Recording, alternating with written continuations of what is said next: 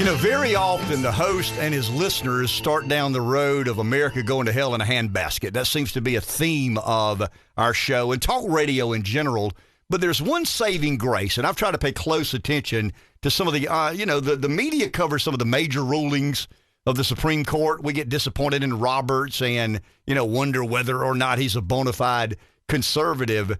But the makeup of the court may be our saving grace if you are someone on the right side of the political ledger. I'm not talking about a right-winger. I'm not talking about a diehard conservative. I'm talking about a moderately conservative, pragmatic soul may find some forgiveness and grace and, sanity in the U.S. Supreme Court. We have with us this morning a partner with Crain Brogdon and Rogers. Quentin Brogdon is with us. He is a fellow in the invitation-only International Academy of Trial Lawyers and a fellow in the invitation-only American College of Trial Lawyers. Quentin, good morning. How are you?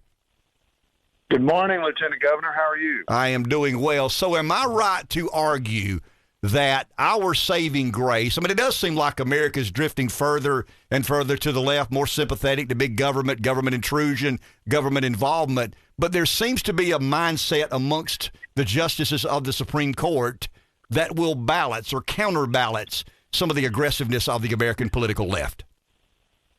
Well, some of these opinions that I think we're going to be talking about, you see some strange bedfellows, if you want to call it that, conservatives and ACLU and religious liberty groups and Republicans, Attorney General, all on the same side in this cheerleading case, for example. So you're right. You can't always predict where it's going to end up, and we have the lines parting in ways some people might not have predicted in some of these opinions. So the Supreme Court ruled on this Pennsylvania cheerleader case. I'm sure that's not the accurate terminology, but the court basically said the schools do not have the right, the heavy hand to punish students for off-campus speech. Walk us through the lawyerly talk of that case. Sure. Well, this is the most important student speech case in probably the last 50 years.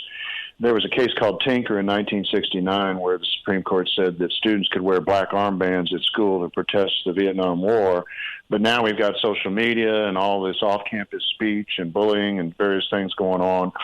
And so in this case, this cheerleader, Brandy Levy in Pennsylvania, she didn't make the cheerleading squad, so she got a little upset about that, put a Snapchat post with the raised middle finger and a bunch of F-bombs about cheerleading and school and softball. One of her coaches saw it, and she was suspended for a year, so that was the case.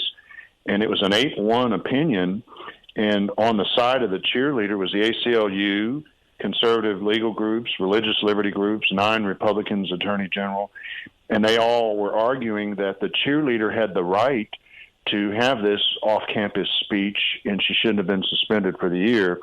And the holding of the court that 8 of the justices went along with is that schools can regulate some student speech, particularly if it involves bullying, harassment, threats to students and teachers. And the school's ability to regulate student speech doesn't necessarily evaporate merely because the speech occurs off campus. But the court said if this student had been an adult, this kind of speech would be entitled to First Amendment protection. And even though it might be tempting to dismiss her words as, unworthy of First Amendment protections, the court said, here was kind of a flowery quote, "Sometimes it is necessary to protect the superfluous in order to preserve the necessary." And the dissent was Clarence Thomas, a very conservative justice, who said schools historically have regulated this kind of speech, and this opinion by the court doesn't really give the districts a bright line as to what they can and cannot regulate. So for that reason, he dissented. Quentin, that is so well explained. I don't know that I can add anything. Thank you for your time this morning, sir. Thank you. Stay safe in South Carolina. Thank you very much.